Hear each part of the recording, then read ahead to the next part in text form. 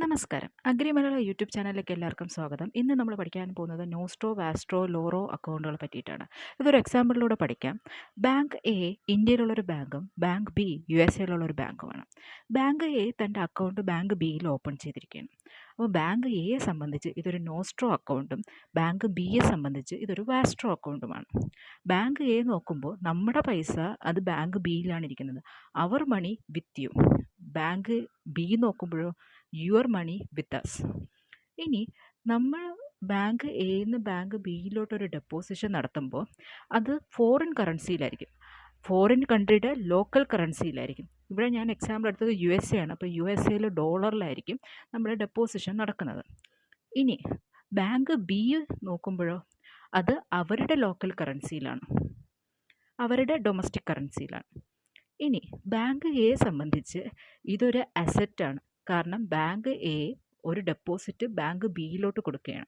അപ്പോൾ അത് ബാങ്ക് എയെ സംബന്ധിച്ച് അസറ്റാണ്. പക്ഷേ ബാങ്ക് ബിയെ സംബന്ധിച്ച് ഇതൊരു ലയബിലിറ്റിയാണ്. കാരണം all deposits are liability to the bank. അപ്പോൾ ബാങ്ക് ബിയിലാണ് ഡെപ്പോസിറ്റ് ചെയ്യുന്നത്, അതുകൊണ്ട് ബാങ്ക് ബിക്ക് ഇതൊരു ലയബിലിറ്റിയാണ്. Now the third account is Loro account. Loro account is a bank account that one bank holds for another bank on behalf of third party.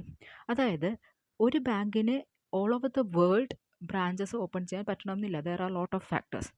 അപ്പോൾ ആ ബാങ്കിനെ help ചെയ്യാൻ വേണ്ടി വേറൊരു ബാങ്ക് വരികയും അതിൻ്റെ ബിഹാഫിൽ പേയ്മെൻറ്റ് ആൻഡ് ട്രാൻസാക്ഷൻ നടത്തുകയും ചെയ്യും. ഫോർ എക്സാമ്പിൾ ഇവിടെ 3 ബാങ്കുകളുണ്ട്: SBI, city bank and Punjab national bank. SBI തൻ്റെ അക്കൗണ്ട് സിറ്റി ബാങ്കിൽ ഓപ്പൺ ചെയ്യുന്നു. അതൊരു നോസ്ട്രോ അക്കൗണ്ടാണ് SBIയെ സംബന്ധിച്ച്. പക്ഷേ പഞ്ചാബ് നാഷണൽ ബാങ്കിന് അതൊരു ലോറോ അക്കൗണ്ടാണ്.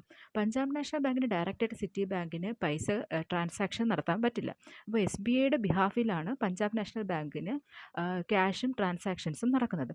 ഇൻസ്റ്റഡ് പഞ്ചാബ് നാഷണൽ ബാങ്ക് SBIക്ക് ഒരു കമ്മീഷൻ പേ ചെയ്യും. ഇതാണ് ലോറോ അക്കൗണ്ടുകൾ നടക്കുന്നത്. ദെയർ മണി എന്നാണ് പറയുന്നത്. If domestic bank uses the nostro account for another bank in the foreign country, then this is known as loro account.